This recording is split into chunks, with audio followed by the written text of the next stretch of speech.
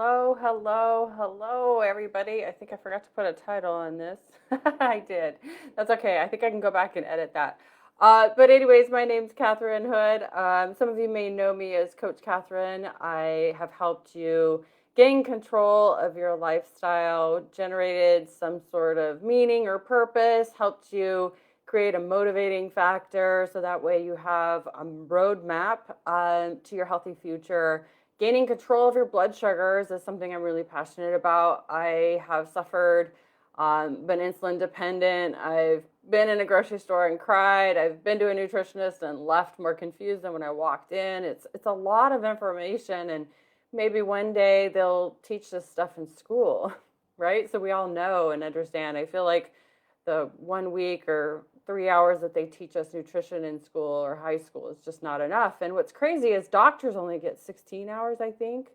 But granted, I think about it, I'm like, doctors don't have the time to teach nutrition. It really is very time consuming and very individual. It's not a one size fits all. And this week's topic is about healthy fats and complex carbohydrates. I'm taking this information directly out of the diabetes prevention health program that's been created by the CDC. I'm kind of adding my own spin. I'm not a nutritionist. I'm not telling you what to eat. Truthfully, if you're pre-diabetic or type 2 diabetic, you really, really need to get a continuous glucose meter and test, and then know how your body responds to all things. That be stress, sleep, hydration, exercise, nutrition, temperature, your hormones, day to day, all the things that life throws at us.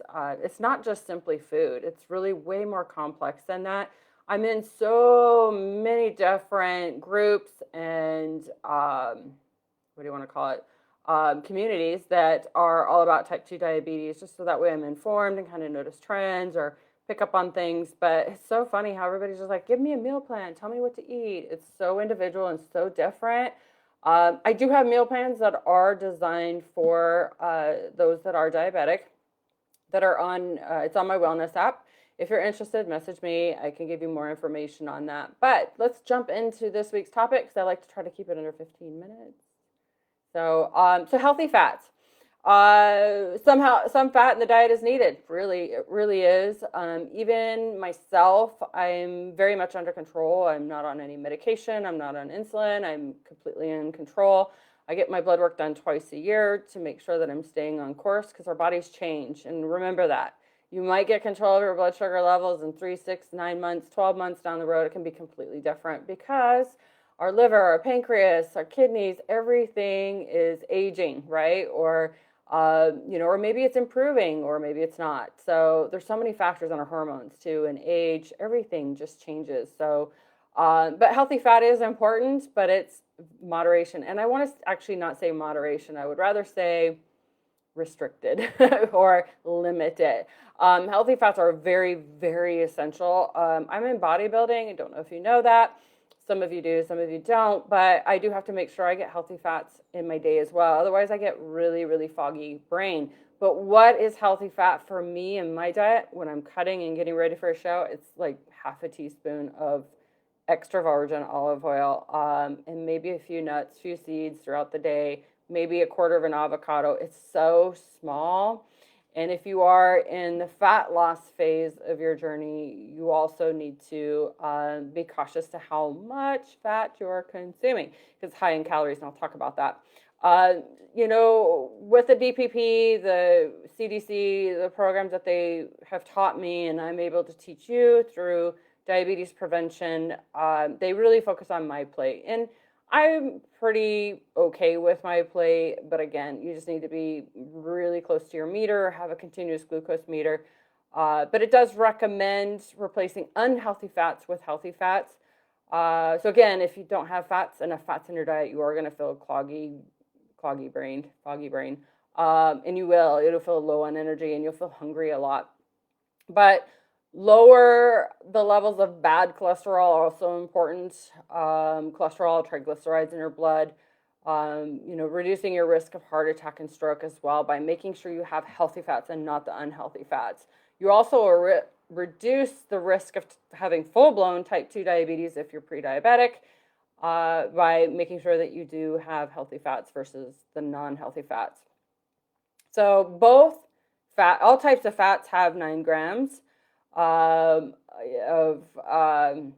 the same number of calories per gram, right? So 9 grams.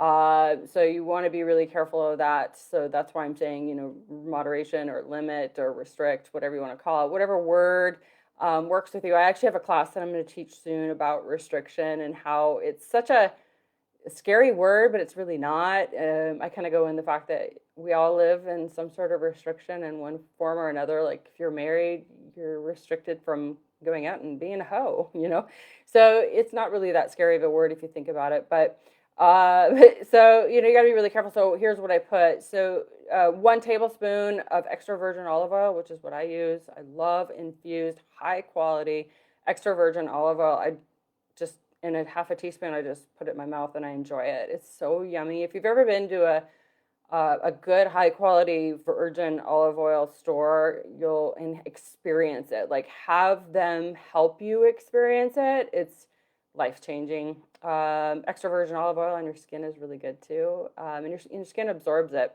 But just 1 tablespoon is 119 calories. So be aware that it adds up really, really quick. And 119 calories, you can eat a lot of other foods and, but it is really good for you. Don't get me wrong. It's really good for your brain, reduces your hunger, makes you feel satisfied longer, and it slowers your digestion. So I do put half a teaspoon on my salads every day. If I don't drink it just right out of the half a teaspoon. I like it either way. But if I'm not going to have a salad, that's a day I will have it half a teaspoon. But unhealthy fats, really the best way to explain it is at room temperature, they become solid. That's really a good visual. So limit or reduce or avoid those type of fats that become solid at room temperature. So the easiest one is obviously animal fat, right? When it's warm, it's all, you can't even see it. It's clear. But when it's at room temperature, it becomes solid. So that's a great example. So animal fats, skins, the drippings, the gravies, tropical oils. Now, this is always controversial, and I know it's really kind of been really quiet lately, but coconut oil fits in this category, unfortunately. But it's so funny, I've had many different training courses that I've been on, and I've actually had it flipped in both styles. It's good, it's not good, but I really have moved towards the not good side of things. I don't know, it's controversial. So do your research, do your own research. And part of it is how you're using it, if you're heating it up or not heating up, so that's part of it. But it is, when you go to the CDC, they are saying it is considered a saturated fat. So take it, leave it, do your own research. Trans fats, which is the really bad ones, that's really easy to explain. That's really just your fried food, your baked goods, your donuts, chips, crackers, muffins, cookies, those things that are highly processed. Stay away from them, avoid them. Healthy fats, remember, liquid at room temperature. So extra virgin olive oil, make sure you get it from a high quality shop. Don't go to Sam's Club or Costco and get a big old giant jug there. A lot of times that's not even quality. It's false. In fact, you actually read the label and it's like, oops, we're not really real. It's crazy what you see when you actually learn and see. But monosaturated, polysaturated fats are found in non-tropical vegetable oils such as olive oil, canola. Another thing too is raw nuts and seeds. Now I say raw or natural because these are ones that are raw in state, like they're literally just dehydrated or they're just blanched in water. These are the ones that are not fried in oil because that's what roasted is. Typically it's fried in that trans fat oil. And so it's omega-6s, which is going to make you have inflammation in your stomach, your joints, your body, your brain. It's not good for us. You want to have fish as much as possible. I know some of you may be allergic. I have clients that are allergic to fin fish. So that's an issue, but fatty fish that's wild, make sure it's wild. There's so much farm fish. It's actually becoming harder and harder to find wild fish.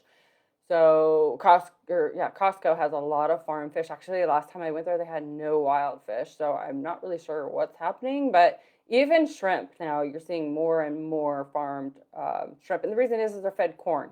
And corn is an inflammatory and it's an omega-6 and it's just really not good for us. But albacore, tuna, herring, mackerel, rainbow trout.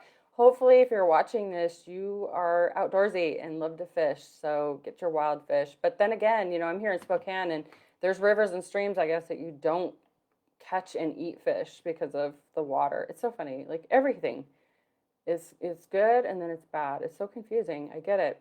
So replace unhealthy saturated fats with trans fat with healthier unsaturated fats. So you're going to want to, here's some tips. Replace your shortening or your butters with extra virgin olive oil. Again, get it from a local shop if you can. You're not going to find it on Amazon. You're not going to find it in local stores, except for like specialty stores. We have a couple specialty stores that do have, or grocery stores. And then obviously specialty shops. If you're here in Spokane, there's, I believe there's one in the Valley. I haven't been to it. I've been to the one in Coeur d'Alene. It's amazing and it's incredible. Seattle has a beautiful one, several actually, but I've been to a couple of them and they're so amazing. It's such an experience, but you have to ask the people that work there to give you an experience. Like, teach me, tell me, teach me what this is all about. It's very interesting. You also want to replace your bacon, your cheese, and your salads with seeds and nuts that are natural, not fried, remember?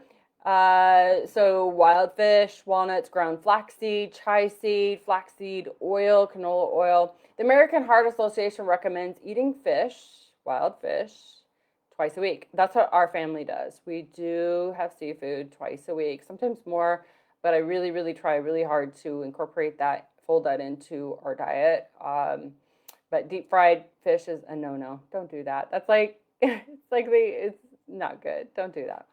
So it's not recommended. But talk with your healthcare provider. Again, I'm not telling you what to eat, what not to eat. This is just informational. But omega-3 supplements are really, really important. You just can't get enough omega-3 in a food diet unless you live on the ocean and you're able to have salmon every day, which you might be watching this. But omega-3 supplements, I take them. They're really good for your brain health. I have the genetic marker for Alzheimer's, so it's really, really important. I double up my omega-3s, but make sure you're taking a quality omega-3. Don't get it at Costco. They are highly, highly processed, and oftentimes they have a lot of added things for the shelf life. So message me if you're interested in what I take. Fiber also is really important. I sprinkle fiber on all my meals, at least most of them. I have my fiber sitting on my counter where I sprinkle it on my food. I like the non-gritty, no flavor type fiber. Message me if you're interested in knowing what kind of fiber I take. I actually get that on Amazon, but I do it's got a prebiotic in it. I sprinkle that on my meals. I think it's really good. It helps with digestion and it feels really good. But you want to buy lean meats, so you don't want any meats that have visible fat in them. That's really important. So pork-wise, I only buy pork loin, and we rarely have pork. Maybe once a month, once every other month. It's really rare. Avoid red meat, totally. Your heart doctor, your kidney doctor, if you don't have one, you will one day, and they're going to tell you, how much red meat do you eat? Why do you think there's so much of it, and why do you think it's on sale? Because it's not good for us, people. It's not good for us at all. So stick with your birds is really good, but again, watch what you're doing there too. I see these chicken breasts that are like giant turkey breasts or even bigger, and they're usually really tough, and I feel like those aren't healthy. But trim all the fat that you see if you do get anything with fat. On the beef side, I'll go back to the beef real quick. Flank steak is what I usually choose. So if I could just digress a little bit there, but we rarely eat red meat. We did have it for St. Patrick's Day, corned beef and cabbage, or not. Yeah, is that corned beef and cabbage? Anyways, that's what we had. We had the cabbage in the crock pot all day. It's so good. And that does have a little bit of fat in it, I know, but it's once a year, it's okay. But I do recommend baking, roasting, broiling, barbecuing. Our barbecue doesn't work right now. When we move, we're going to get a new one. I'm really excited. I miss the barbecue. Stir frying, we always stir fry at least once a week. Like all the vegetables before they go bad, I just throw in a stir fry with some sort of lean protein or tofu. So that's kind of a trick or a tip there. Slow cooker. I love a slow cooker. I have an Instapot and I don't use it very much. I like it for like squashes or if I have potatoes, rarely, but I just don't like the fact that the ring, the plastic ring, really absorbs a lot of smells. And I cook with a lot of garlic and ginger and a lot of smelly things. So I just didn't care for that. So my slow cooker or my Instapot really kind of just sits in storage. But remove the skin. Animal skin has got all that nasty, yucky fat that you don't want. But remove it before cooking. Use white meat as much as possible. Drain the fat off of your meats as much as possible. I love using a paper towel. I love getting ground turkey to 90% or higher, so 90% to 100% is good. And you can do anything with that, from tacos with a lettuce wrap to anything that you use ground beef for. My family actually likes it better. So flavored meats with low-fat flavorings, you can get the sugar-free barbecue sauce, Tabasco. I like, what's the other one that's not Tabasco? It's sriracha. But definitely watch your labels for sugar. Stay away from those. I love liquid aminos instead of soy sauce. In fact, I bought it today. It is spendier. I got the coconut one. But just read your labels. Make sure you're not getting something with added sugar. But avoid frying foods. Please stop frying your foods. Find healthier ways to cook. Okay, so I always have a whole bunch of hard-boiled eggs in my refrigerator. Once, twice a week, I boil up a bunch of eggs. They're really nice to grab and go, but I do have an egg yolk limit of 2 a day. I do recommend that. Egg yolks are the healthy part of the egg, but too many egg yolks, I've seen too many things go really bad, especially in the bodybuilding industry. There are people that just go on straight egg diets. It's crazy what they do. They don't go about it healthy. I do. But then they blow up their their gallbladder. Yeah, so don't do that. It's not good. Everything in moderation, right? Even water, we got to be really careful of drinking too much water. So there's that. But steaming your veggies, that was something that was brought up too not too long ago. Make sure you're steaming, broiling. I love to broil or roast my veggies. But when it comes to oil, in my pans or baking or anything like that, I spray, just very, very lightly spray, because remember, the calories add up really quick. So complex carbs, I wanted to touch on that. Again, glucose monitor, get a continuous one. If you're new to this game, always invest in one. They might be expensive. Your insurance may or may not cover all or any of it. It's so worth it. If you really care about your health and you want to live a long life, get a continuous glucose meter. Otherwise, complex carbs, let's touch on this really quick. They do pack a ton of nutrients, right? And they're simple carbs. They're higher in fiber, so they digest slowly. So you're going to feel better longer. That makes you feel more filled. You feel more satisfied. You feel better. You actually have healthy bowel movements too. But just make sure that you get a food allergy test. A lot of people are really sensitive to gluten and should avoid it because it's just destroying your digestive tract, your colon, your intestines. You don't want a colonoscopy bag. I know I always mess that up, but you don't want that. I've had clients that come to me that with long use of eating poorly, that's what they have, and they're embarrassed, and you may or may not know they have one. So everyone is different. So again, go back to your meter. Continuous glucose meter is extremely important. Here's my tip. If you're new to the game and you don't have a continuous meter, test your blood sugar every morning before you eat, before you drink, before you do anything, test it. That's really important to know, monitor that, but you also need to prick your finger before you eat and set an alarm for 1 hour. So if that number right when you start eating in an hour later is 20 points higher, then that food needs to be adjusted, hands down. And remember, anything over 140, you're causing damage. You want to avoid that. So how do I avoid spikes in my blood sugar? How do I maintain a healthy level, consistent blood sugar level all day long? I eat small meals all throughout the day.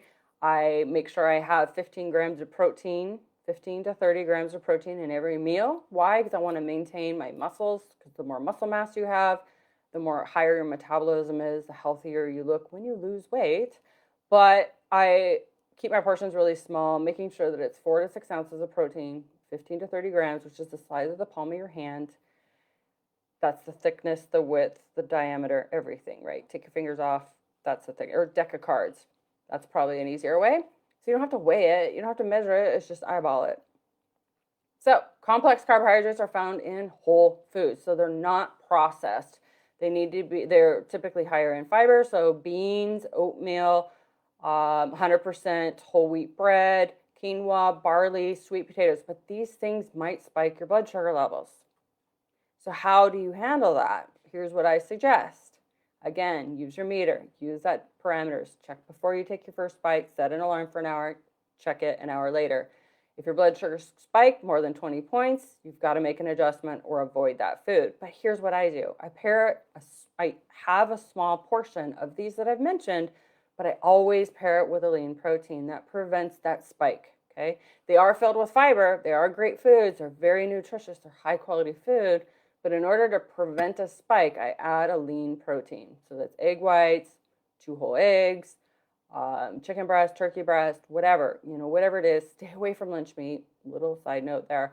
But that's how I prevent spikes in my blood sugar. But make sure you're avoiding corn, peas, and rice, in my opinion, because rice is getting a lot of spotlight on where that's coming from too, and what it's grown in. So be aware of that as well. If you do get rice, again, use your meter, but also buy it where it's grown in, say, California or Canada. All right, so that's it. I've gone over my 15 minutes. Hi, Ron. Thank you for saying hello. I hope this was informative. I know that this topic was asked to be talked about, so that's the end of my story for you. Hope you enjoyed it. I'll see you next week. And hey, if you want to be on my email list, so you get an email of my lives each week, because I do one in a couple of different places. If you want to be on that list, I shoot you an email every week with a quick link to it. Let me know. Just message me. Or if you need something else, let me know. I'm here for you, as always. All right. Thank you, guys.